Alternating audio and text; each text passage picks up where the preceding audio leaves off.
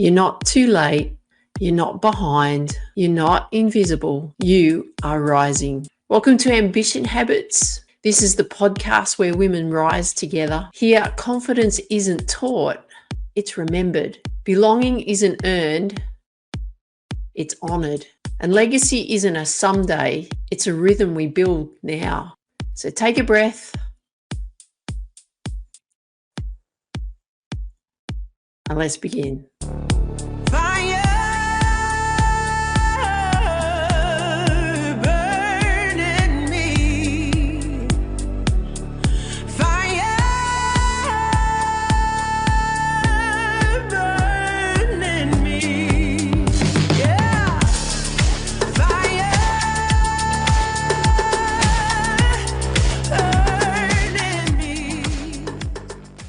Welcome to Ambition Habits. Hi, I'm Tiff. Welcome. So what we're going to be working on in this episode, this is the second of our 4-part series, is that we're going to be looking at performance in motion. And today what we're going to be looking at is on how our bodies carried us, how our training shaped us, and what performance meant for us in 2025.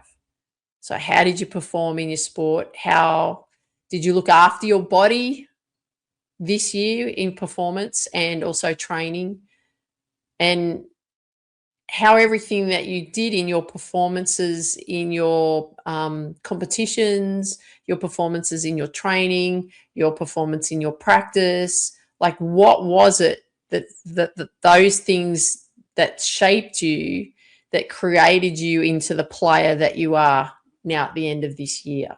So the first question I've got for you is, what did your body teach you this year? I want you to be really thinking about that. I'm going to share with you what my body taught me this year so that you can start thinking about, well, what is it that your body taught you throughout this year? So I've written down a list here because I can't tell you this one off the top of my head because I want to be really clear on the message that I want to give you of what I discovered about my performances and what my body taught me this year in how to perform better when I was competing, how to train better, and the things that I wanted to make sure that I was understanding better on so that I could perform better throughout the year in my sport. So the first one was I was to plan correctly for competitions. So the problem that I had was because I was so excited about a competition coming up, like a tournament, that I'd practice anywhere between 4 and 6 hours the day before the tournament. And sometimes the tournament would go over 2 days, especially if you won your section and then you got into the knockout round. So I would find that if I practiced anywhere between 4 to 6 hours the day before, by the time I got to the second day, I'd get through the first day but be exhausted from, all the mental training that I would be working on as well. And the drilling that I'd be doing from the previous day, and obviously then the performance of the first day. But when I got through to the second day, I was too exhausted. So I found that if I made it through to the second day, by that time, I'd be absolutely exhausted mentally, not so much the physical aspects because I knew how to manage that, but the mental aspects, because I was working on always being tuned in practice so that I'd be tuned in performance. I noticed that if I did get through to that second day, I was absolutely exhausted. So I had to make sure I learned how to manage that better. So that was a big thing. So it was, not practicing more than 2 hours the day before, just to get the feel and feeling comfortable, get used to the particular, I'd go and practice if I had the opportunity to go and practice at the location where I was playing on that next day, so that I could just get used to it, be familiar with the area, be familiar with the rink, and be familiar with how the grass worked and all of that sort of stuff. So that was a big learning. Don't do more than 2 hours the day before TIFF, otherwise you get too exhausted.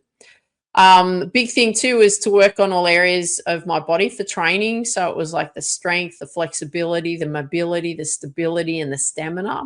Also, recovery. Recovery was really important as well. And why I spent a lot of time on working on all these different areas was that I wanted to make sure that I was strong and stable when I was competing. I wanted to be able to outlast my opponents because I knew I was fitter and stronger. If you see a lot of lawn bowlers, you'll notice that some of them carry a bit of extra weight and what have you. So I don't want to be like that. The younger girls are not so much like that, but the older women tend to be. And I don't want to be like that. I want to be like the young whippersnappers. I want to be, competing at that level, and I want to make sure that I'm fit and strong to be able to do that.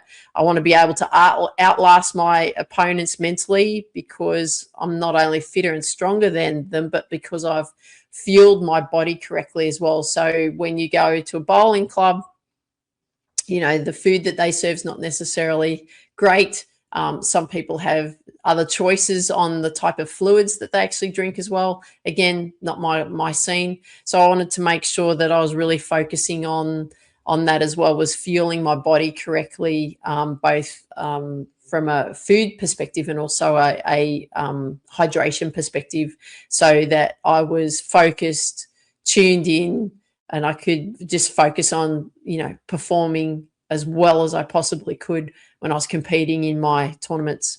Now, the other thing too around that is also you want to be thinking, like, if you're fueling your body better, like nutritionally, and hydrating your body better with the right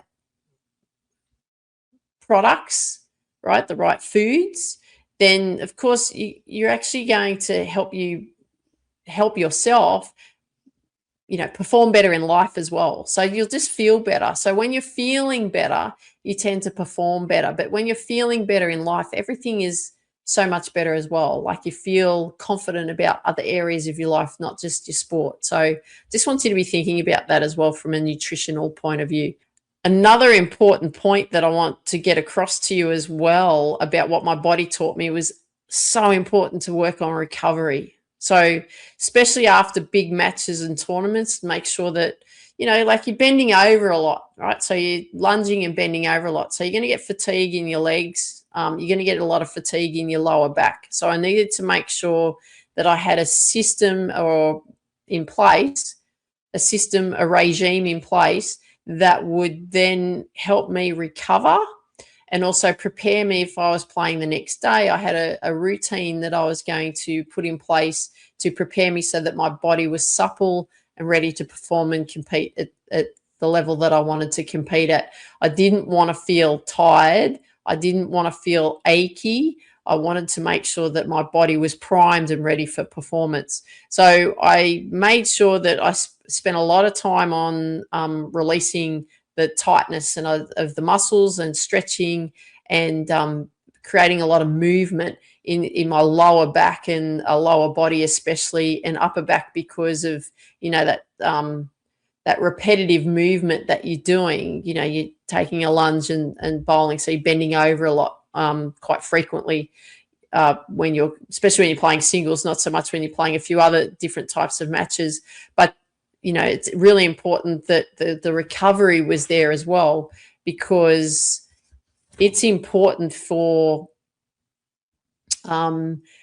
you to get over that previous performance, work on relaxation, working on stretching and releasing the tight areas in your body. But it's also good for you mentally as well. So it's not only good from a physical perspective, it's also really good from a mental perspective as well, because you want to be able to give yourself that permission and freedom of giving yourself a few days of recovery, so that you can then get yourself reset, ready for the next upcoming tournament and training and practice and all of those things that you need to do. Now, the second thing I want you to do here is I want you to rate what you thought your performance in these three areas were. So number one was strength. So just rate yourself between 1 and 5. So 1 being not so good, 5 being fantastic, is what you thought of yourself with your strength. Mine I put as a 4, because I'm always working on my strength. I know it can be better, but it was pretty good this year. So I was pretty happy with what I did with that. The second one I want you to rate yourself between 1 and 5 is recovery. How would you rate yourself as that? So I put myself down as a 3 because I didn't feel like my recovery, especially early on, was that great. But I learned a lot as I went through, and I know that I've still got to be, really listening to my body, especially as it's getting older. It needs a bit more time for recovery. There's extra things that I need to be doing for it that I didn't have to do when I was in my 20s and 30s. I could get away with stuff, especially when I hit 45. I was getting stiffer and less mobile, less flexible is really the word. And so that I knew that I'd have to start working on it. So here I am at 55 now, and because I've been working a lot on what I need to make sure that my body's doing from a recovery perspective, it's getting better.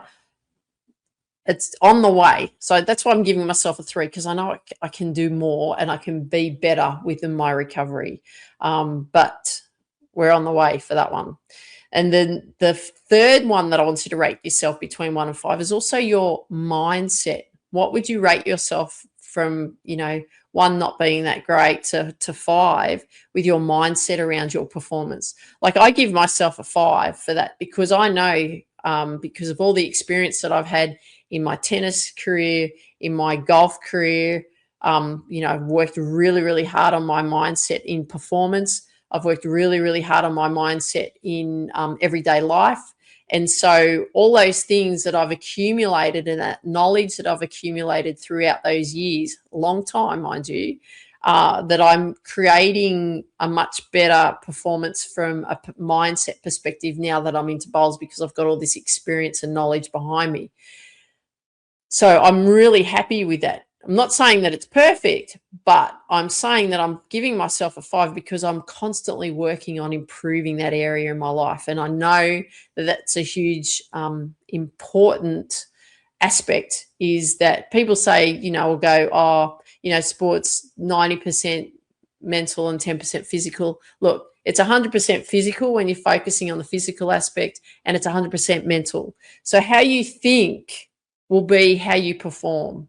Okay. So it's the communication that you have from your mind to your body will be whether you are more successful or less successful, because it's all about how you think about how you perform, right? Whether you're confident or not confident, whether you believe or not believe, right? Those very simple things about confidence and belief. If you don't have those, you're not going to perform the way that you want. If you are negative and you put yourself down all the time, you are not going to perform the way you want. So it's all about building belief. It's all about building confidence so that you're performing better. So I've spent really my whole adult career in working on building confidence and building belief. And I know through all of that experience and all of that learning and all of that knowledge that I have gained along the way has helped me get to where I'm already going in my performance in my lawn bowls. And I'm progressing quickly, yes, but I work at it. I work on my mindset on a daily basis.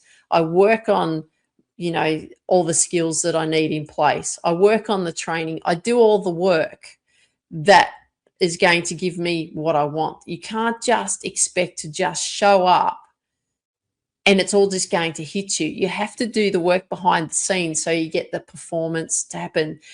The thing about what I find when people go and watch other sports performers play, and it doesn't matter if there's local competition or national competition, and it doesn't matter what sport, what I find is that people are only seeing them on that rink in that moment, or they're only seeing them on that golf course in that moment, or they're only seeing them on that tennis court in that moment. They go, oh, what a talented player they are.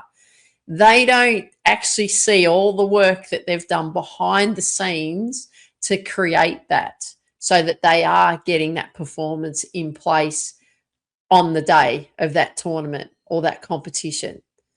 So I can't stress to you enough how important it is to not only look after your body, but also look after the mental side. I know even from myself with where I'm at in my bowls career is that I'm not where I want to be. I know where I'm headed, but I know that my skills will continue to catch up to my mindset because I keep working on the positivity. I keep working on the confidence. I keep working on the self belief. And I know that at some point, those physical skills will catch up with my mental skills. So I can't stress that to you enough, that it's so important that you make sure that you're working on your mindset. So if you've given yourself a 1, 2, 3, or even a 4, keep working at it. There's a lot of content that I've created here in the and Ambition Habits to help you build belief in and confidence in you, in your sport. So make sure you go and listen to that. And there's going to be so much more following in 2026. I'm really going to unleash a lot of great stuff for you to help you so that you are going to perform better in your sport. Okay. Don't let age hold you back either. Just a number. Now, once you've done that reflection of those 2 questions, what did your body teach you this year? And also how you rated your performance in strength, recovery, and mindset. I want you to share with me, did you feel then that you actually listened to your body, what your body was whispering to you? Were you in tune with your body? Were you in tune with what you were thinking? Were you listening to the messages that you were being given? Because when you go through this exercise, you start to discover a lot of things. You're like, oh, I wasn't really listening to my body. No, I pushed myself too hard in, like I said to you, I pushed myself too hard in my day leading up to the performance, worked way too hard. Then, when performance, tournament came along, I was tired by the time I had to compete because I pushed it too much. I didn't listen. Right. So I'm asking you, did you listen to what your body told you? Did you listen to what your mind was actually telling you? Were you listening to that negativity? Were you listening to that lack of self-belief? Were you listening to that lack of confidence? Or you could turn around and say, no, Tiff, I was listening and I was more confident and I had better self-belief. I felt really good about myself. I just want to know if you were listening.